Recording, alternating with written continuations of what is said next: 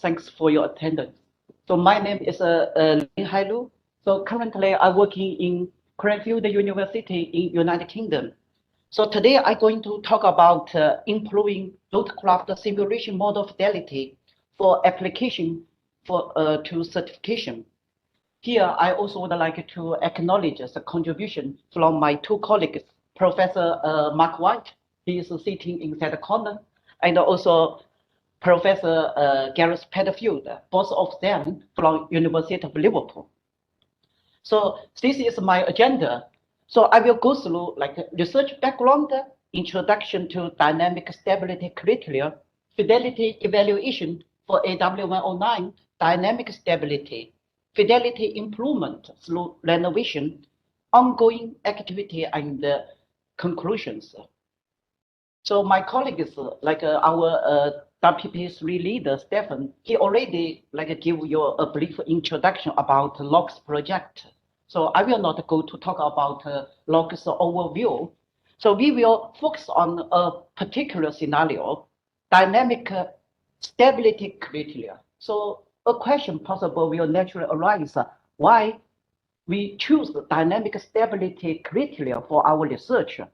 So this mainly these below two reasons may be attributed to this kind of choice.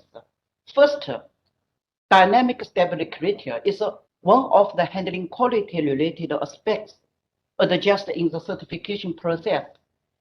CS29 acceptability defined in terms of oscillation decay rate as a function of frequency. Second, dynamic stability criteria meets the requirement of same technical feasibility, risk, and effort reduction in three areas.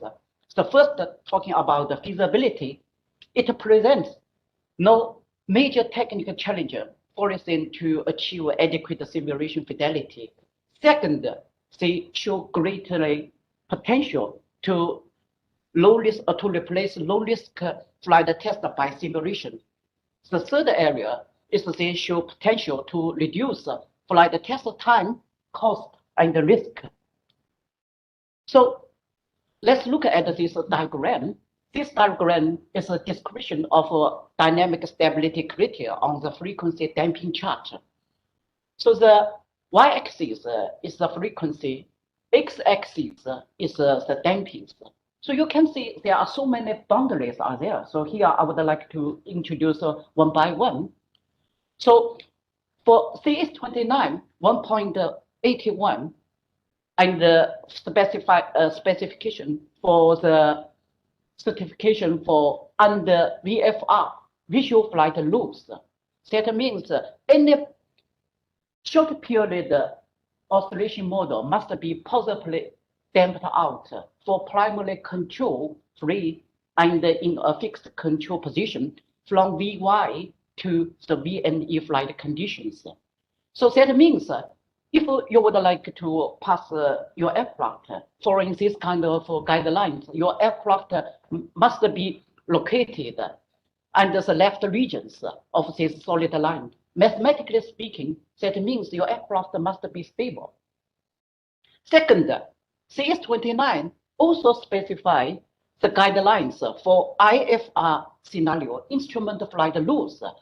And you can see a series of boundaries shown here that are described and join damping function as a frequency. So in the IFR, CS poses a few of criteria. So for examples, like the first criteria, it states any oscillation having a period of less than 5 seconds must damp to half amplitude in no more than 1 circle. So based on this description, and we can perform some simple mathematical calculation, we can work out the damping is 0.11. So then we can work out these upper lines. And you can see there are also other lot of boundaries here. These are the ADS 33 handling quality boundaries. So military standard ADS 33 define handling quality at level 1, 2, 3. For all other missions, MTEs, these regions are defined for cargo and utility load craft. For these TA and T, that means target acquisition and checking regions, they defined for attack or scout load crafts. So why we bring the handling quality concept and combined with the CA's guidelines, and there's a strong reason here. So let's cite a sentence from CA's or the ADS 3 document, and the requirements of this specification are intended to assure that no limitation on flight safety or on the capability to perform intended mission will result from deficiency in flying qualities. So deficiency exists if handling quality are not level 1. That means a pilot must have to suffer from additional workload due to these deficiencies. So ADS 3 and emphasis the invaluable connection between performance and safety. So CS29 or any CS document and focus on the safety. So there's a strong bond between the handling quality requirement and the CS certification part. And also you look at this kind of boundaries and see handling quality also draw out this boundary as a damping function of frequency. That is quite similar to the CS29. And a second question, and should we conduct like research on configuration with scars or without scars?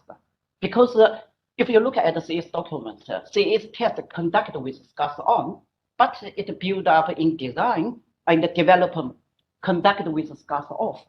So, however, there are some unique advantages if we conduct research working on the low configuration of an aircraft model. The first reason, it can provide insight to the physics within the flight level model of aircraft being certified. And that means the original configuration of physics will not be contaminated by your feedback loops.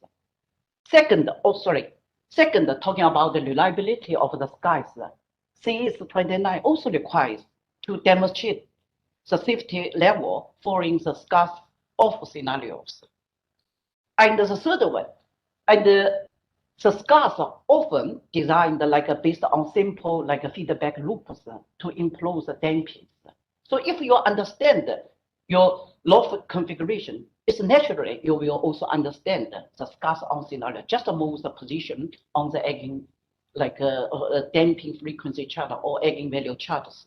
So these are the reasons why we focus on the scars off scenarios.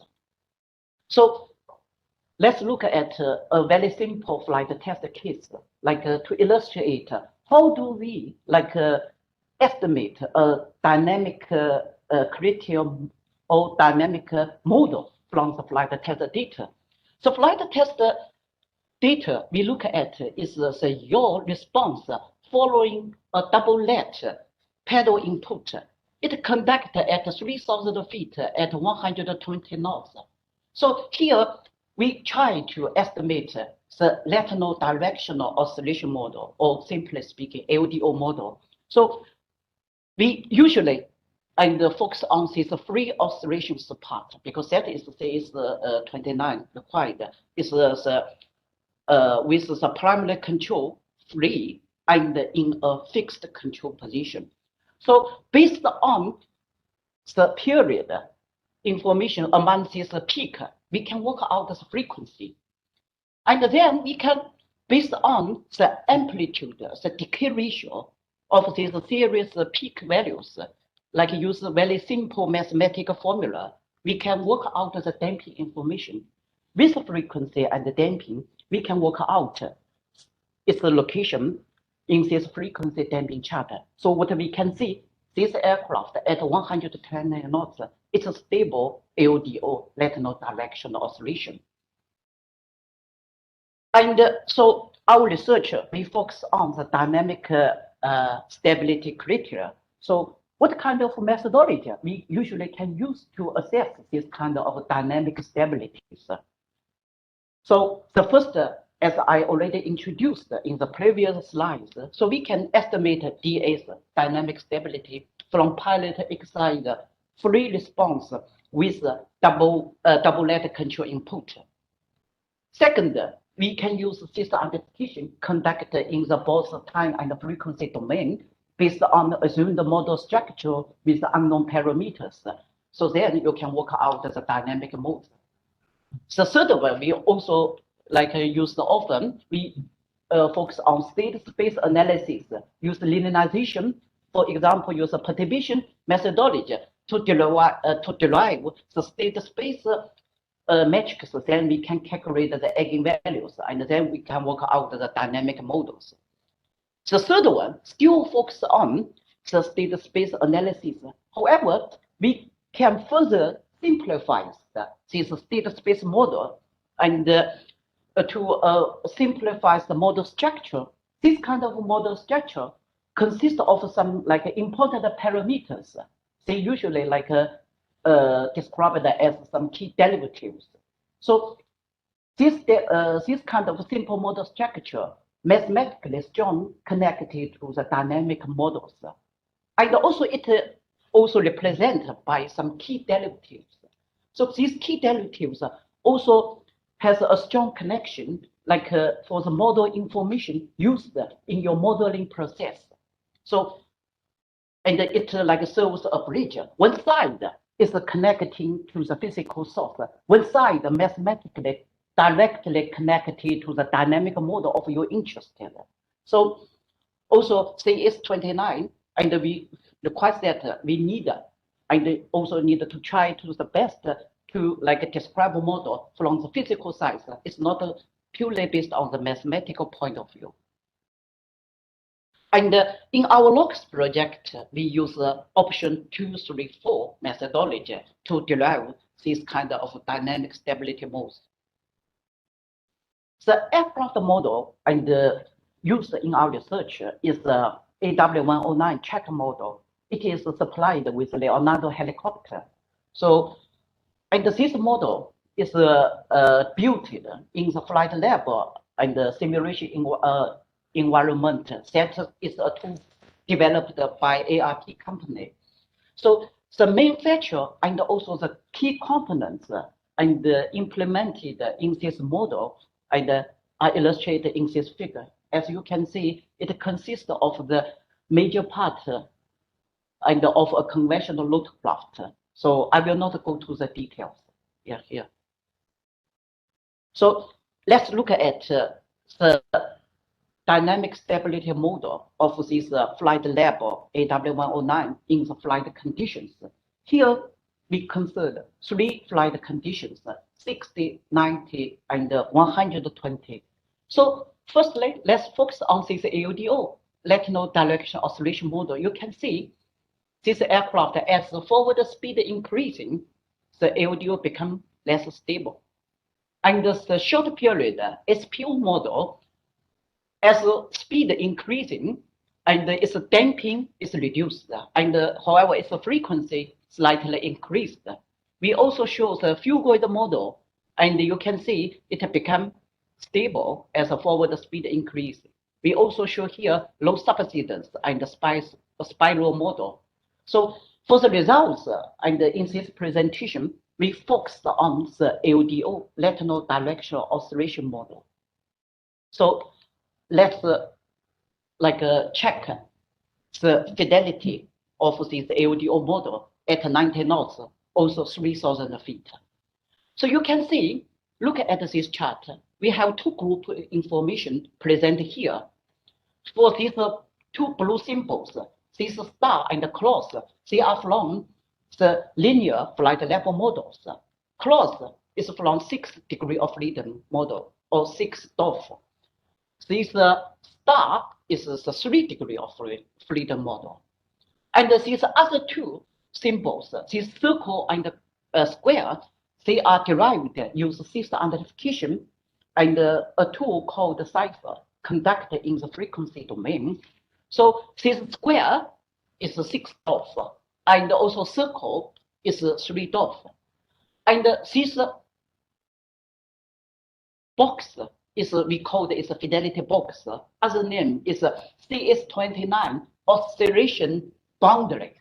So how do we generate this fidelity box? It's 10% of the damping and the frequency of these system identification identified models. So this is how do we generate this fidelity box. So we can have a few observations from this chart. So first, all the FT LDOs, they are stable. However, we look at these 6 DOF value linear models, they are marginally unstable. And also we can see the frequency of FT identified LDOs, they are 30% lower than the linear models. And also the dampings of the 3 DOF, they are higher than the counterpart of the 6 DOFs. A particular interesting finding is that the 3 DOFs LDO, they are different from the 6 DOFs for both the linear model and flight test system identification results. Theoretically speaking, if there's no strong longitudinal couplings, the 6 DOF LDO should be very close to the 3 DOF results. So where is this couplings from? So let's recite the results from previous slide again. 6 DOF result is marginally unstable. 3 DOF results are quite stable, and the real part is minus 0.1. Theoretically, as I repeated in the previous slide, theoretically speaking, no longitudinal couplings, they should be stable. So where's the source of these couplings? So you're immediately thinking, we should look at these 2 derivatives, MP and LQs. Why? Because these 2 derivatives in the state space 6 degree of freedom model structure, or that we usually call the A matrix, they are important for cross coupling of transient, these pitch low pitch motions. So also mathematically speaking, if derivatives that strongly contribute to this difference between 6 DOF and 3 DOF, if we set to this value to 0, should reduce this kind of coupling. So let's look at after we set MP and LQ are 0. So you can see the real part is still quite significantly different from the 6 DOF linear models. So that means these 2 derivatives are not factor strongly this kind of LDO categorization. So we looked at other factors, combine other derivatives, and finally we found that it's LW and NV. These 2 derivatives are the main contributor to this longitudinal lateral coupling, and hence the LDO marginally unstable. You can look at after we set LW and MV to 0, the resulting LDO much well with the 3 DOF values. So in the previous slide, so we already identified that there's a big difference between our flight level model LDO and also the flight test SID LDOs. So we need to repair our flight level models LDO, or in other words, we need to improve the LDO fidelity of our flight level models. So what kind of methodology we use? It's called renovation approach. So this approach consists of 3 steps. The first step, we use system identification to extract useful information from the flight test data. We consider them as a true value. Honestly speaking, they are not the true value because it will be distorted a lot of factors. And for example, optimization process or how do you conduct the flight test all can lead to distorted results. And the second, as I mentioned, and in the previous slide, so option 4, how do we access and the dynamic stability mode? So we focus on the key derivatives to improve the model fidelity. So here, actually, you can use 2 methodologies in parallel and to identify this kind of key derivatives.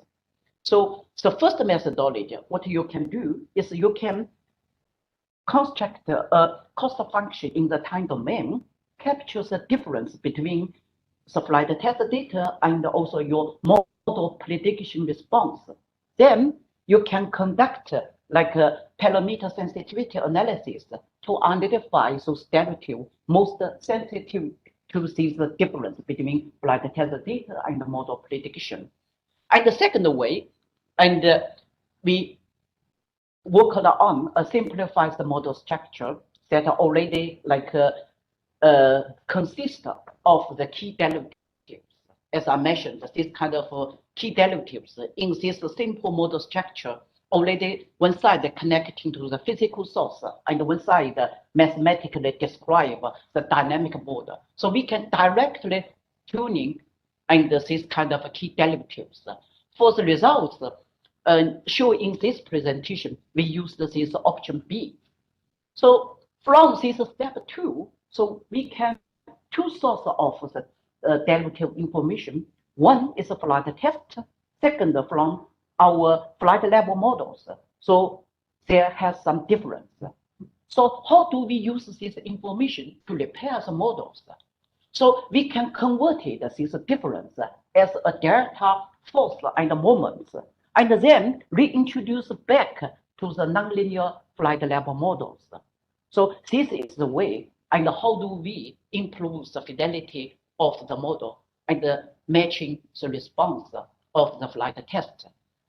And there are a big research conducted by the NATO STOAVT 296 in the past 3 years. So I attached and their report and for your interesting. And in this report consists a lot of other methodology you can improve the fidelity and of a nonlinear simulation model. And Professor Marilena from TUD Delft, she will give a specific presentation and to introduce this work in this afternoon. So let's apply this renovation technique. So you can see these are our original 6 DOF result. So you can see, and this star, red star is the renovate LDOs 6 DOF results. You can see within this 10% of the fidelity box. And we renovated these 3 derivatives, MP, NR, and MVs. The percentage of their variations shown in this last column. For example, the yaw damping, we changed 40%. NV, Weathercock directional stability, we changed 53%. So we can